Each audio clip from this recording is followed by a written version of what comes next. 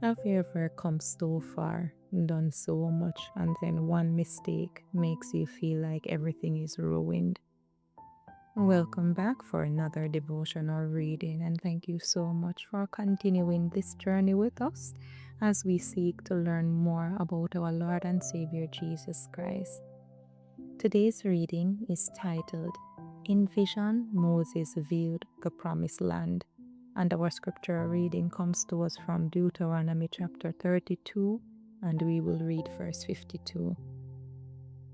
Let's read together. Yet thou shalt see the land before thee, but thou shalt not go thither unto the land which I give the children of Israel. Now let's begin the reading.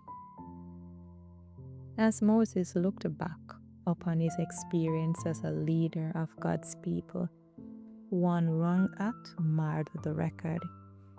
If that transgression could be blotted out, he felt that he would not shrink from death. He was assured that repentance and faith in the promised sacrifice were all that God required. And again, he confessed his sin and implored pardon in the name of Jesus.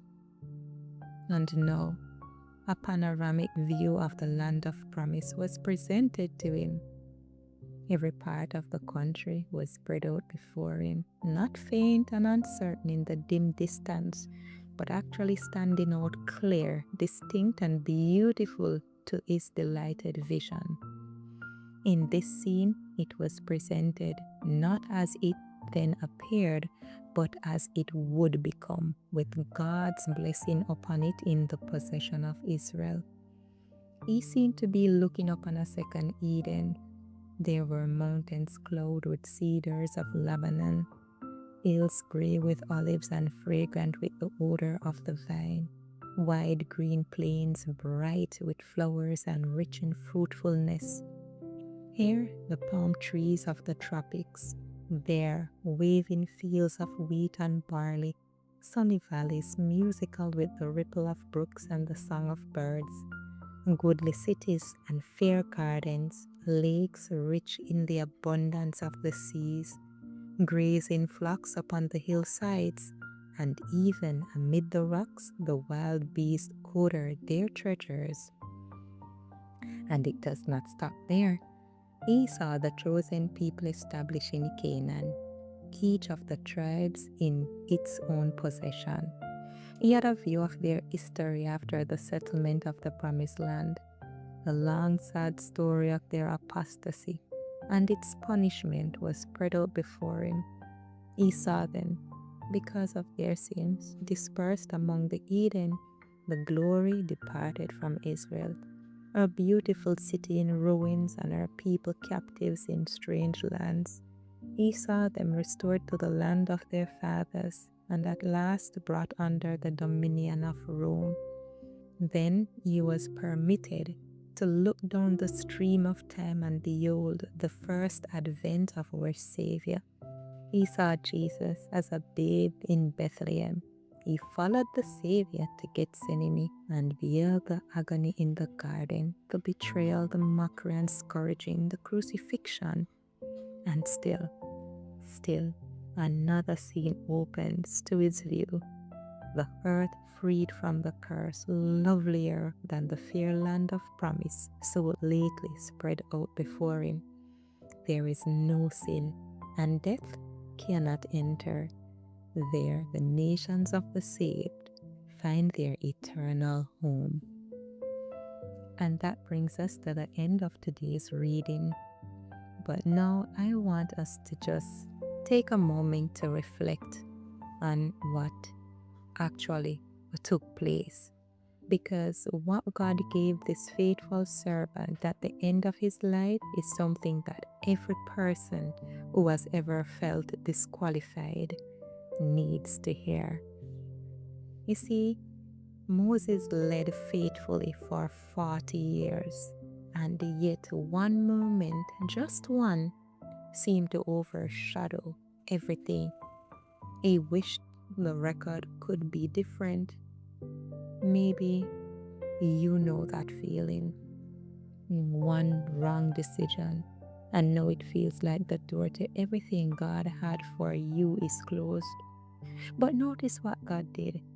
He did not erase the consequence, but He did not reject him either. Instead, He opened his eyes to something far greater than the land he could not enter. He saw Jesus, he saw redemption, he saw a world where sin and death are gone forever. So it's like God was saying, you did not lose everything. You lost Canaan, yes, but I am showing you eternity. So remember, your mistake does not cancel God's purpose. Repent, trust, and lift your eyes to what God is still showing you. If this devotional reached you today, go ahead and share it with someone who needs to hear it, and subscribe so that together we can seek the Lord every morning. There's a land that is fairer than day, and by faith we can see it afar.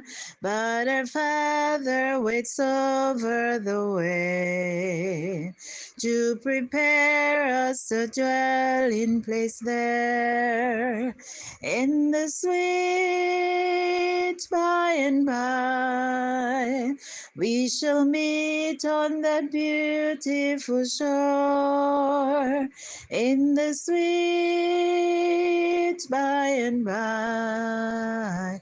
We shall meet on that beautiful shore. We shall sing on that beautiful shore the melodious songs of the blessed, and no spiritual sorrow no more. Not a sigh for the blessings of rest in the sweet by and by. We shall meet on the beautiful shore in the sweet by and by. We shall meet on that beautiful shore to our bountiful Father above. We will offer a tribute of praise for the glorious gift of His love and the blessings that all ordained. Oh, in the sweet by and by, we shall meet on that beautiful shore in the sweet by and by. We shall meet on that beautiful shore.